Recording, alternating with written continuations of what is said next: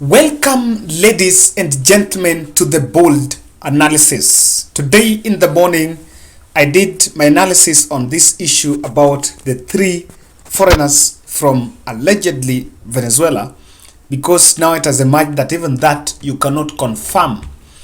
Anything about this story is now turning like a fiction. IEBC is quiet about what exactly is happening. But today I wanted us to look at the latest development on this story and try to see what are we really dealing with. I have asked one question to some subscribers that were reaching out to me. What are we dealing with? Are we dealing with an election rigging scheme? Or are we dealing with a dubious deal of a deal went so, or just something that you can't even apprehend? As of this morning, the DCI had raided the houses of residences of the three Venezuelan, the three foreigners, and seized some gadgets, some laptops and discs. And they pointed out to the fact that after investigation, it could not be confirmed whether these guys were staff of IBC or staff of Smartmatic. They had invalid passports. The consignment, the stickers that were consignment were not even officially to be delivered to IBC because they were packaged as personal assortments of those guys. And IBC had said that they were responsible for that. And also, the mysterious Abdullahi Abdi Mohammed, that name has been trending in Twitter, that he was the person that had even paid for the visa and was facilitating the presence of the three nationals, the three foreigners in this country. Of course, the government was rather planning for a deportation. I cannot yet confirm how far that has been. But there's just been a lot of development to this story. Now, I want us to look at this screenshot. And this was shared by me.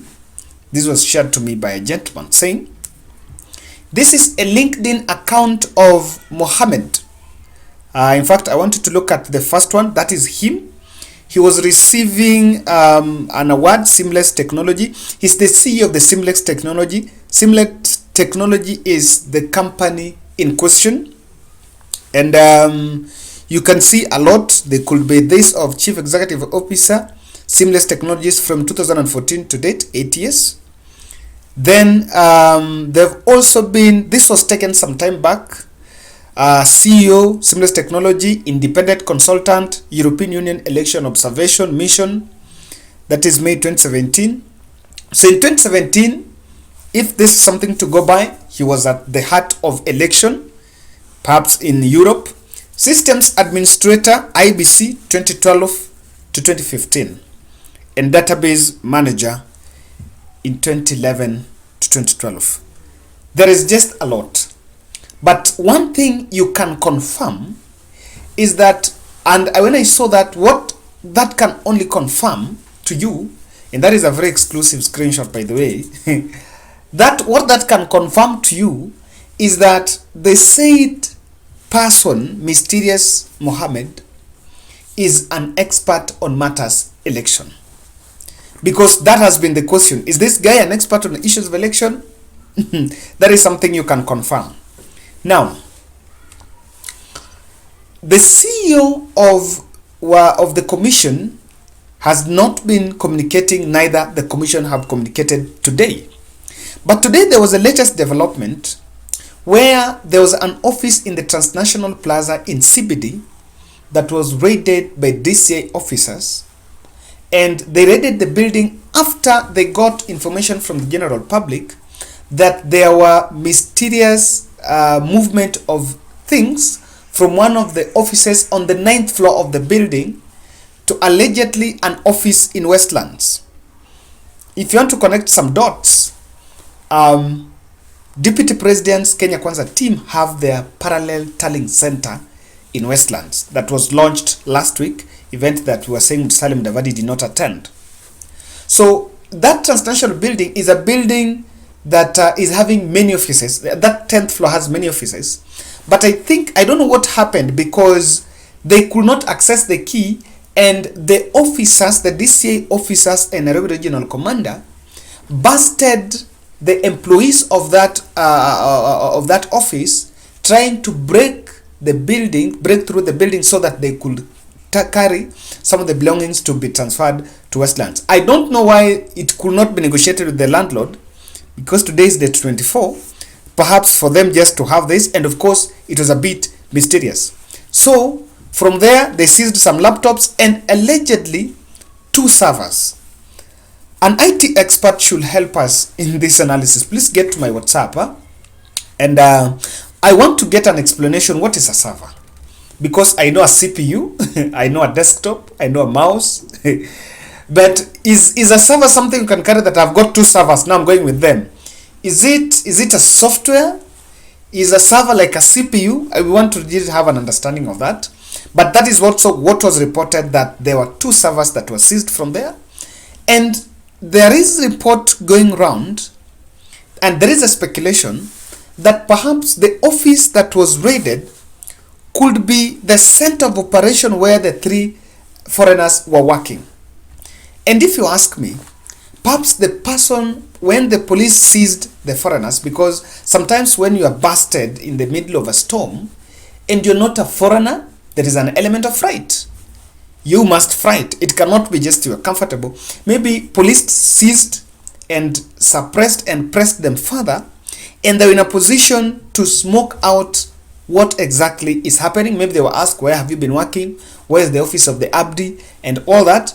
And they're in a position to give the statements. So you can't see the link with this building. Now, what is the link? If you look at kenyanews.co, kenyans.co.ke, they mentioned that that building was linked to Deputy President. Now, according to the report, that office on the 9th floor was used, it was a private office for William Ruto back in the Grand Coalition when he was the Minister for Higher Education. I'm telling you, what are we dealing with? So, after that, it also served as headquarters for URP before URP was merged by the TNA to form the Jubilee Party. One of the soldiers was making a statement that perhaps some officers, not William Ruto has taken time before there, but there have been night visits by people that carry a lot of activities there in the night.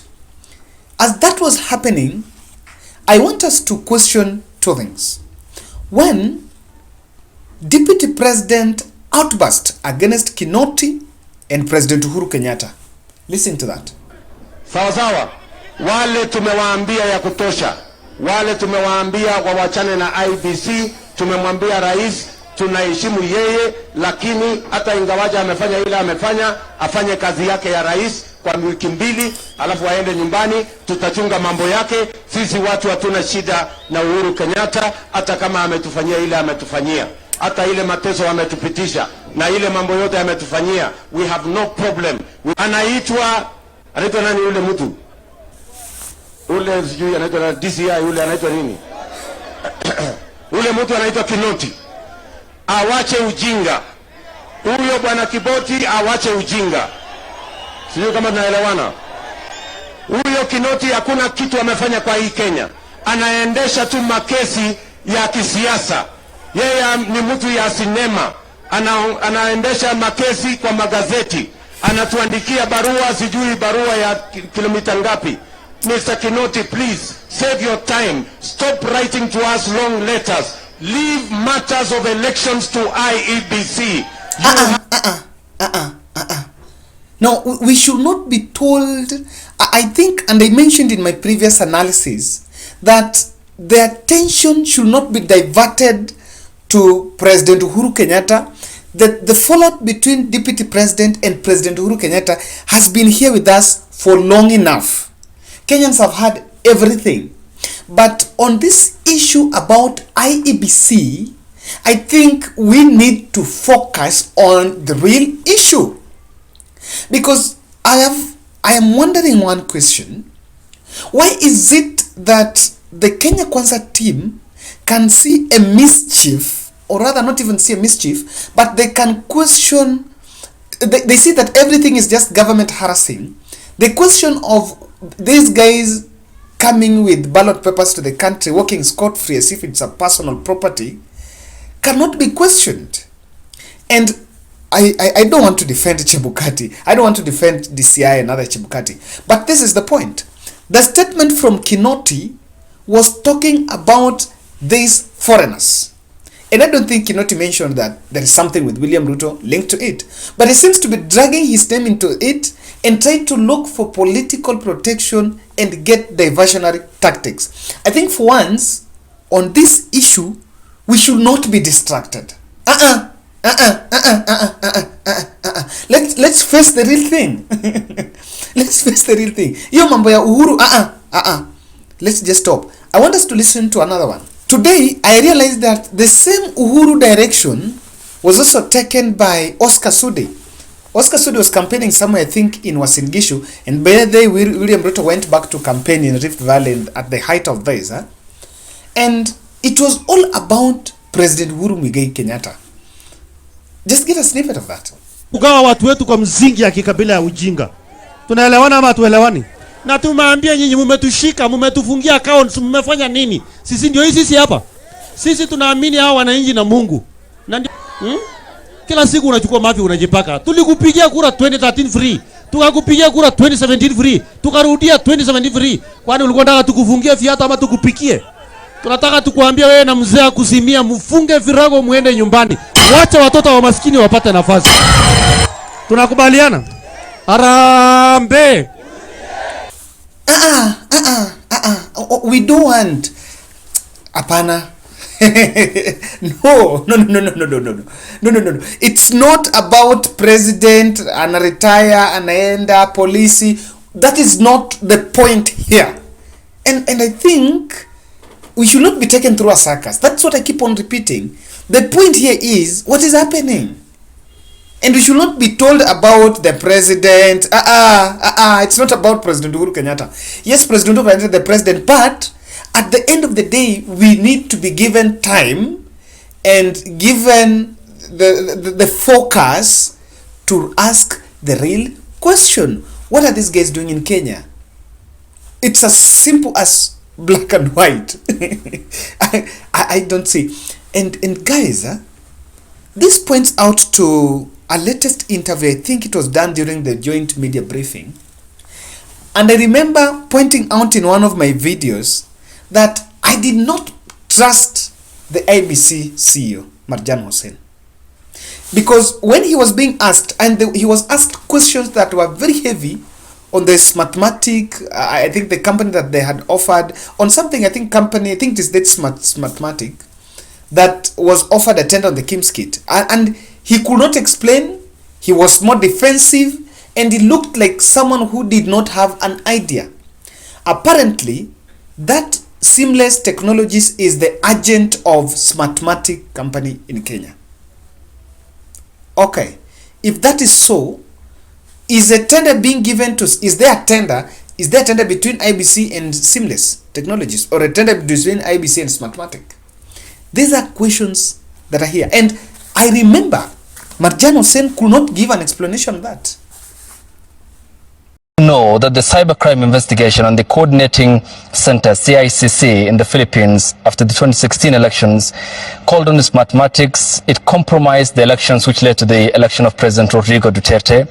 Did you know that in Uganda the biometric voter kits failed, forcing the election officials to revert to the manual voter system?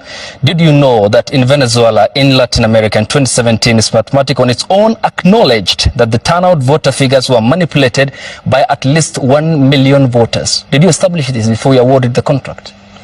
No, because I rely on the evaluation committee after they do the due diligence and they provide me with the report. That is what I rely on.